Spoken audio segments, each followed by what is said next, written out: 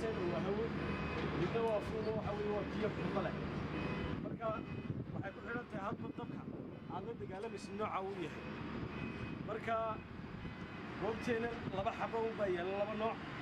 waa taas oo waxa dry border balanada waxa weeye waa budo iyada dab kasta noocu yahay oo lagu dagaalamaya talabaadna waxa weeye waa carbon balanada tano madow ku jira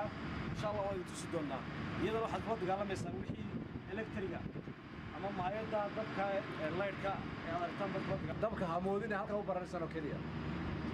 waa guriina marka joogta waa ka faayaysan marka meelaha qaar kood jooga waa ka faayaysan marka si niyad leh oo fiican inta u barataan waxaan idin bari doonaa dabinta asaasiga dabdamiska ma dab oo dhan ma inta ugu horeysa markii dab dhacaan wixii qaban lahayd wixii dambe anaga way man anaga noo yeerisan marka amoodina in shaqooyin aad ku eekaanaysaa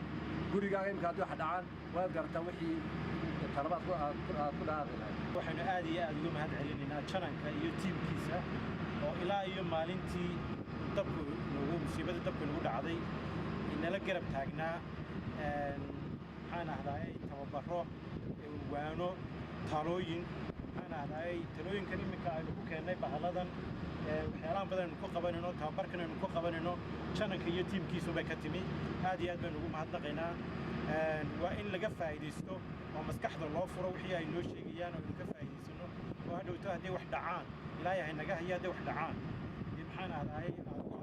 أبلاي كلام هيك إن شاء الله بإذن تعالى مركز أول ما هالعلينا يا السلام عليكم. السلام عليكم. Today come my factory 5 brigadier in training. Try all of them studies with my factory. All of them worker.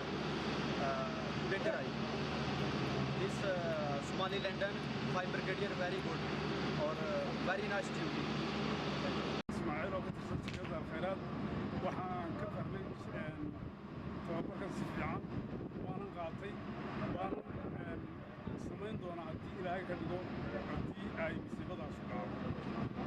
الرحمن الرحيم أنا بقعي عبد الرحمن عبد السنة كان شغال وشغال خيرات جوجونا هاوتي سيستم كيا سيد حلو بري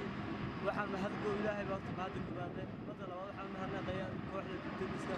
oo tababar wanaagsan saacadaha ay shaqaalaha khayraad waxaan loo tababaray sidaan ugu baqti lahayd goob kasta oo aan ku suganay haddii warshada haato haddii gurigeyga haato iyo haddii aan waddo aan maranay haato midda kale waxaan tababarka loo siiyey si aan dalka iyo dadka iyo nafteeda ugu anfacno midda labaad tababarkani si wuxuu ku koobnaa dhowr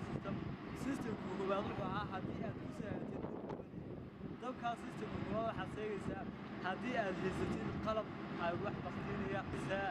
kolba system uu yahay adigoo dad isticmaalaya qalabka loo tababaray ilaahay baan mahad badan iskale sidoo kale mahad badan siinaa